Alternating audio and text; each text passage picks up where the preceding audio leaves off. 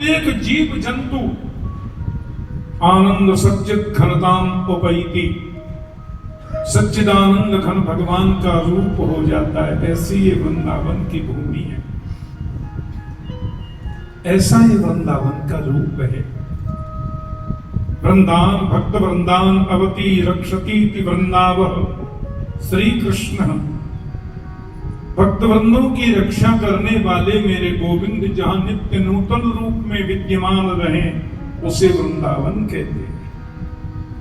वृंदावनम परित्यज्य पादमेकम न गच्छति। वृंदावन को छोड़कर के कन्हैया एक पैर भी बाहर नहीं जाते।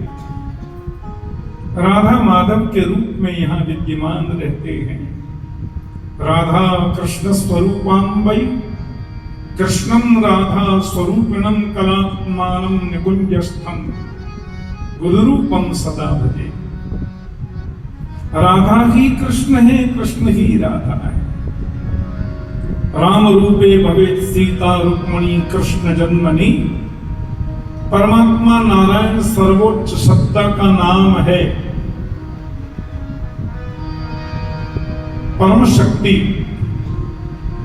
पराम्बा जगदम्बा भगवती लक्ष्मी उनकी भार्या, और वही नारायण जब त्रेता में राघव के रूप में प्रकट होकर के आते हैं, तो जगदम्बा शक्ति लक्ष्मी जी श्री जानकी जी के रूप में प्रकट होती हैं।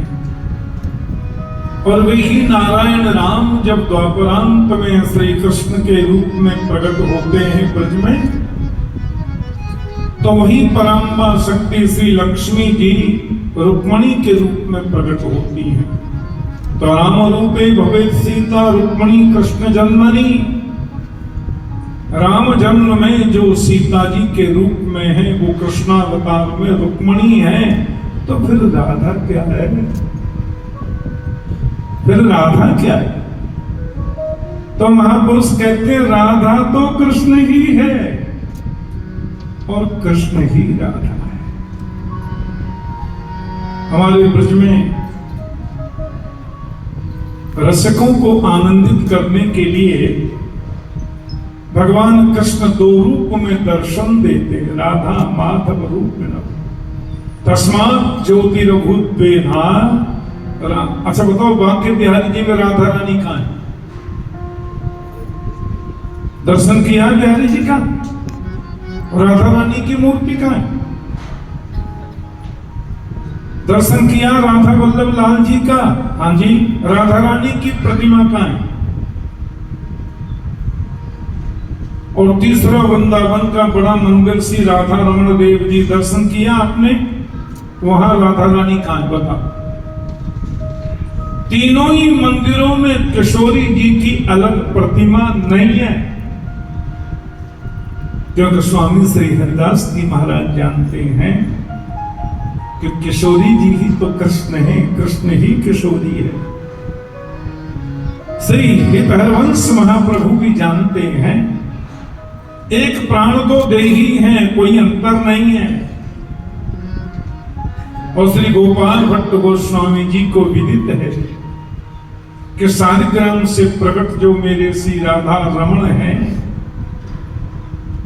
इनके हृदय में ही तो राधा रानी रमण करती है। राग साध संसिद्ध धातु से राधा शब्द उत्पन्न होता है। बहुत सीधी सी बात है। तस्मात् ज्योतिरभूद्वेधा राधा माधव रूपकम। एक ही ज्योति दो रूपों में परिणत हो गई, उन्हें हम राधा और माधव कहते हैं। कोई अंतर नहीं है। उनकी नित्य निवृत्त निकुंज में झांकी का दर्शन रसिक महापुरुषों को नित्य होता है।